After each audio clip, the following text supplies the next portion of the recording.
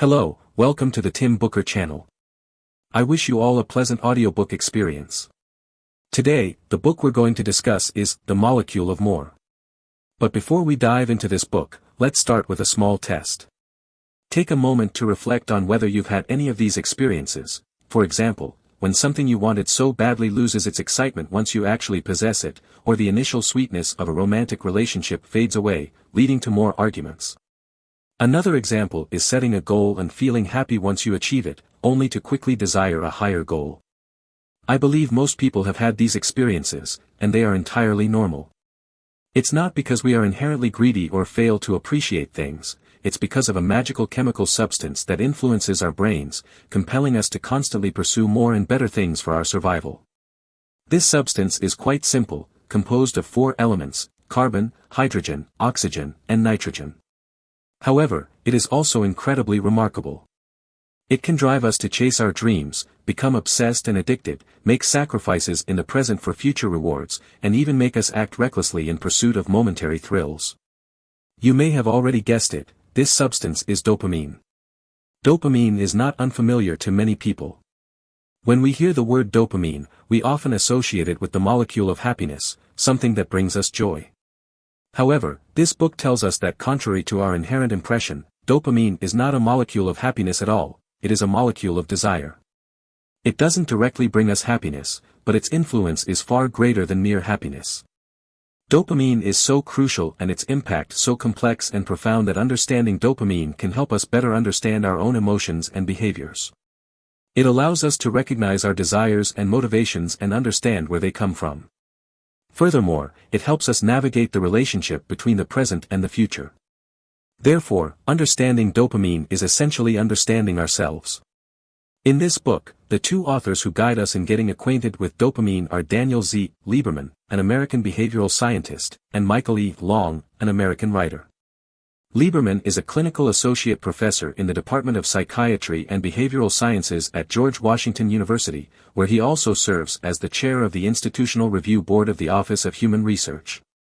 He is an honorary member of the American Psychiatric Association and has published over 50 research papers on behavioral science. On the other hand, Long is a professional speechwriter who has written speeches for congressmen, governors, diplomats, and presidential candidates. The collaboration between a behavioral scientist and a writer ensures that this book maintains both professionalism and readability. Now, let's proceed in 2 parts as I introduce you to the real nature of dopamine. Part 1. Let's start with the physiological aspect and discuss how dopamine influences our sensations and behaviors. Part 2, then, we'll expand to the macro level and talk about how dopamine impacts individual and societal development. First, let's focus on the initial question and see how dopamine affects our sensations and behaviors. In 1957, British scientist James Lindemann discovered dopamine in the brain. The following year, Swedish scientist Arvid Carlsson found that dopamine could transmit signals in the nervous system.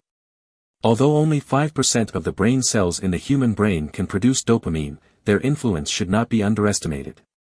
Initially, scientists named dopamine the molecule of happiness, because they discovered that increased dopamine levels in the body brought about feelings of happiness. Several experiments have supported this finding.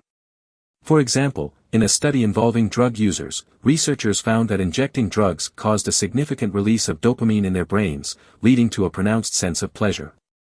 However, once the drugs were eliminated from their system, dopamine activity decreased, and the sense of pleasure vanished. At first glance, it seemed that dopamine indeed had a direct relationship with happiness. However, as research delved deeper, it became clear that things were not so simple. In an experiment with mice, scientists found that when food was placed in their cages, the dopamine levels in the mice's bodies quickly rose. They excitedly consumed the food. But when the mice were regularly fed at fixed times each day, their dopamine secretion gradually decreased. So, what does this experiment indicate? You see, during the experiment, the mice were consistently excited in the presence of food, but dopamine secretion gradually diminished. This demonstrates that dopamine is not inherently linked to feelings of happiness.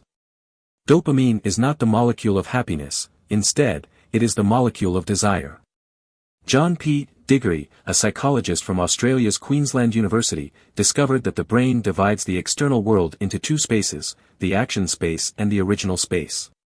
The action space includes everything within arm's reach, allowing us to control things with our hands. On the other hand, the original space refers to everything beyond arm's reach, from 1 meter away to the farthest reaches of the world. The essential distinction between the two lies in the fact that things in the action space can be experienced in the present moment, while interactions with the original space inevitably occur in the future because it takes time to move from one place to another. From an evolutionary perspective, the food you possess right now has a completely different significance from the food beyond your reach. Consequently, the brain has developed two distinct signaling pathways and chemical substances to deal with the action space and the original space, respectively. When facing the action space, a range of in-the-moment molecules such as serotonin, oxytocin, and endorphins allows us to experience the present moment. In contrast, when facing the original space, the brain must anticipate the future. This is where dopamine comes into play. The most primal thought we have about the future is the desire to have things, so dopamine is fundamentally a molecule of desire related to the future. Dopamine targets things that are of vital importance for our survival and compels us to strive for them. Once we achieve our goals, these things enter the action space and are handled by the in-the-moment molecules.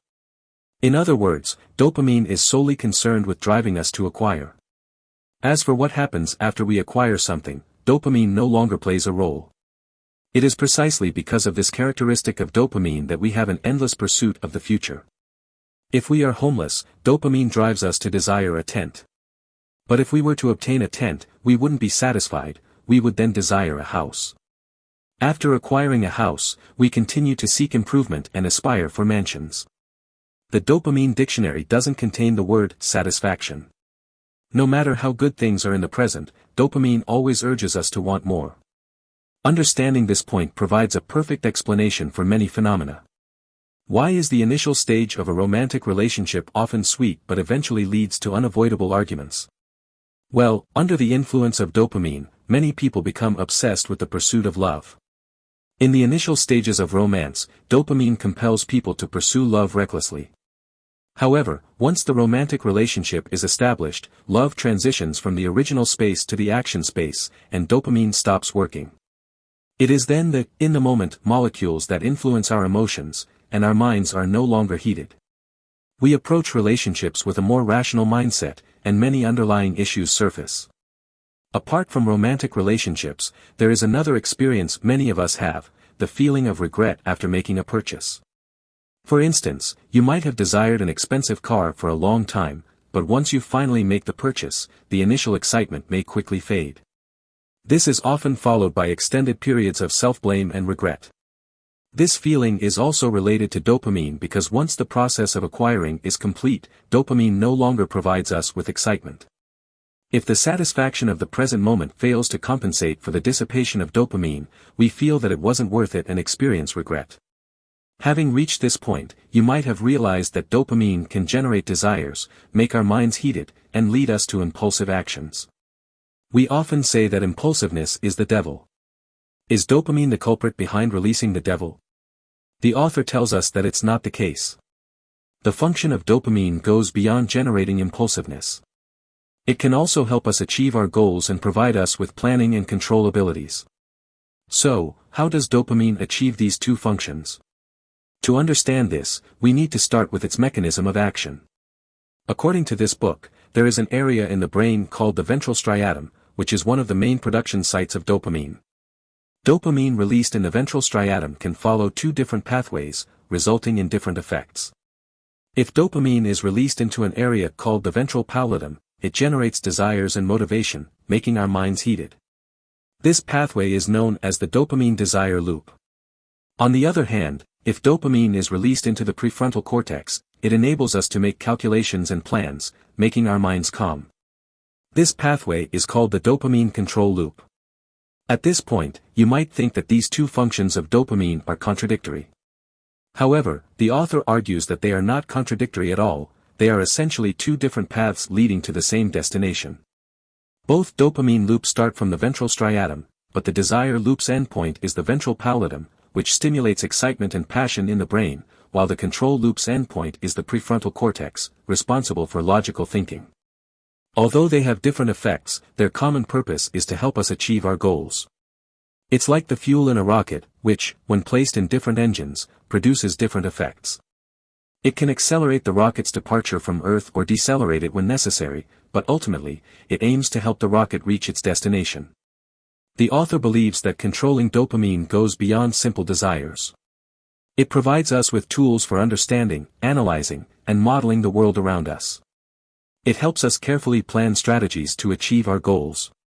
To give an analogy, desired dopamine is like a child sitting in the back seat of a car, always exclaiming to their parents whenever they see something interesting on the street. Meanwhile, control dopamine is like the parents controlling the steering wheel. They listen to each request, consider whether to stop, and decide what to do if they do stop. Control dopamine utilizes the excitement and motivation provided by desired dopamine to evaluate options and develop strategies to obtain what we want. You see, if the dopamine levels on both pathways cooperate seamlessly, we can successfully achieve our goals, experience accomplishments, and find joy. However, does this mean that dopamine only brings benefits and no drawbacks? The answer is, of course, negative, because everything has two sides. Many times, dopamine not only brings us many negative effects but can also ruin our lives in extreme cases. This is not an exaggeration. Let's discuss the negative effects of desired dopamine and controlled dopamine. Desired dopamine can create impulsive desires, and most of the time, this feeling is controllable. However, if it gets out of control, it can lead to addiction. Common examples include smoking and alcohol addiction. Addicted individuals, despite knowing the harmful effects of smoking and drinking, are unable to control their urge to indulge in these behaviors. A more extreme example is drug addiction. Drugs hijack the dopamine desire loop and stimulate the brain far more intensely than natural rewards such as food and sex. Moreover, under the influence of drugs, once the desire loop is activated, it cannot be turned off. Generally, after we are full, our desire for food decreases because the goal of obtaining food has been achieved, and the desire loop shuts down. However, drugs disrupt the balance mechanism of the desire loop in the brain, keeping it in a constantly heightened state. As a result, drug addicts never feel satisfied and constantly crave more drugs, even at the cost of destroying their own bodies and families. The author states that desired dopamine can be addictive, driving us relentlessly towards pleasure.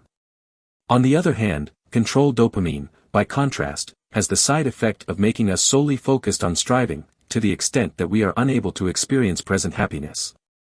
Some people have high levels of controlled dopamine, which is future-oriented, while the in-the-moment molecules that focus on the present are relatively weak. This leads them to constantly seek progress and innovation, continuously strive and pursue. Although their efforts bring them wealth and honor, they are never happy. Under the dominance of controlled dopamine, no matter how much they accomplish, they always feel it is not enough. For example, Lance Armstrong, who won the Tour de France 7 times, knowingly took banned substances that could ruin all his achievements.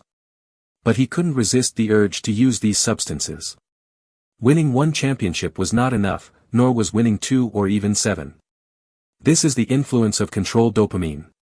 He cannot be satisfied with the current state, driven by anxiety for more success, and ultimately gets lost on the path of progress. Alright, we have discussed how dopamine influences us from a physiological perspective, focusing on desire and controlled dopamine. Next, let's broaden our perspective and discuss how dopamine influences personal and societal development on a macro level.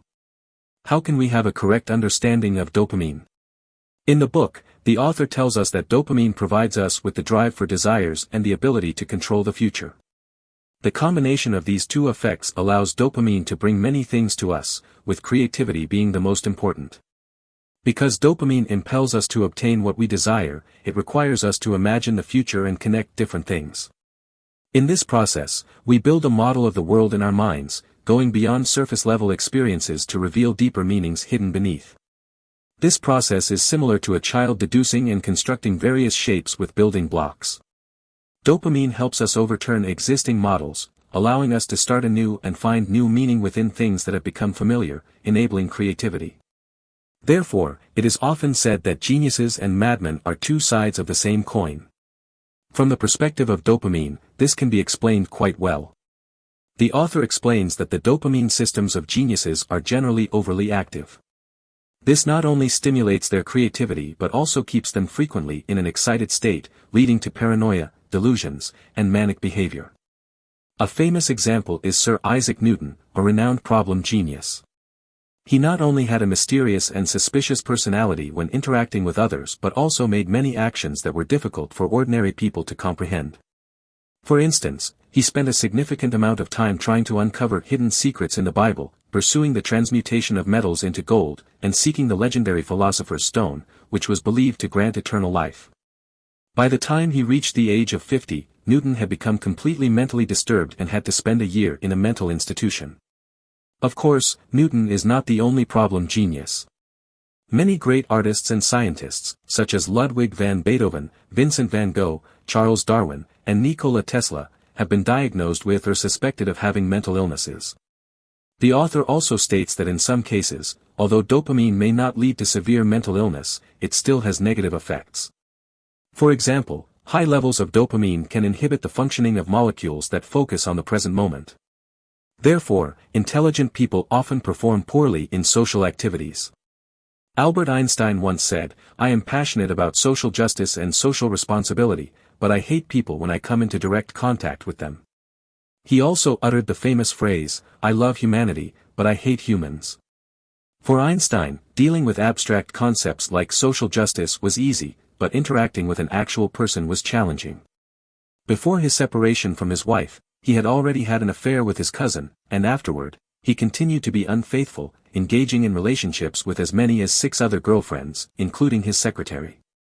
In this case, it is highly likely that the highly active dopamine prevented Einstein from deriving happiness from the present moment and prevented him from enjoying a stable long-term love. Returning to the topic, dopamine not only creates geniuses and promotes human progress, but its influence is not limited to a few exceptional individuals. Human footprints have spread across the earth for thousands of years. In the process of helping people venture into foreign lands and continuously explore the unknown world, dopamine has played a crucial role as a hidden driving force. This statement is not baseless. The author mentions that scientists have found evidence in our genes. There is a gene called DRD4 in our bodies, which encodes dopamine receptors, allowing dopamine to function more effectively. Due to genetic mutations, the DRD4 gene has different variations in different individuals. Some variations have longer gene sequences and are called the long variant. These long variants have the characteristic of higher activity, producing more dopamine receptors and enhancing the effects of the dopamine system. When studying this gene, scientists made significant discoveries. They analyzed genetic data from populations of North America, South America, East Asia, Southeast Asia, and Europe and found that the farther away from the birthplace of humanity, Africa, the higher the proportion of long variants in the local populations. For example, among the inhabitants of South America, who have traveled the farthest, 69% of them have the long variant gene. Central American inhabitants, who have traveled a bit closer, have 42% carrying the long variant gene, while the inhabitants of North America, who have traveled even closer, only have 32% with this gene. Scientists estimate that for every 1,000 miles of migration, the proportion of long variants increases by 4.3%. How can we interpret this phenomenon? We must approach it from the perspective of dopamine. People who possess the long variant gene have higher dopamine activity levels, resulting in faster learning, greater emphasis on winning or losing, and a greater effort to solve problems when in unfamiliar environments. Consequently, carriers of these genes have a significant survival advantage upon entering new environments, leaving more offspring. Therefore, the farther the population has migrated, the higher the proportion of long variants in their genes. Dopamine played a role in promoting the migration of ancient humans and is equally applicable to modern humans. The most typical manifestation of this is international migration between countries. Evidence can be found in the distribution data of bipolar disorder, a type of mental disorder. Bipolar disorder involves abnormal mood swings, either depressive or manic. One of the significant causes of manic moods is excessively high dopamine levels. Worldwide, 2.4% of people suffer from bipolar disorder, but the prevalence varies greatly among different countries. For example, in the United States, which is almost entirely comprised of immigrants and their descendants, the prevalence of bipolar disorder is the highest globally, reaching 4.4%. In contrast, Japan, which has almost no immigrant population, has a prevalence of only 0.7%. The difference between the two is more than sixfold. You see, immigrant countries have a higher proportion of people with bipolar disorder, and bipolar disorder is often associated with high dopamine levels. Thus, this proves that the dopamine levels in populations of immigrant countries are higher. Considering the role dopamine plays in facilitating our exploration of the unknown world, it is not difficult to conclude that it is dopamine's presence that promotes today's international migration and the globalization of human civilization through interaction and communication. Moreover, it is often these immigrants who bring more creativity to the immigrant countries.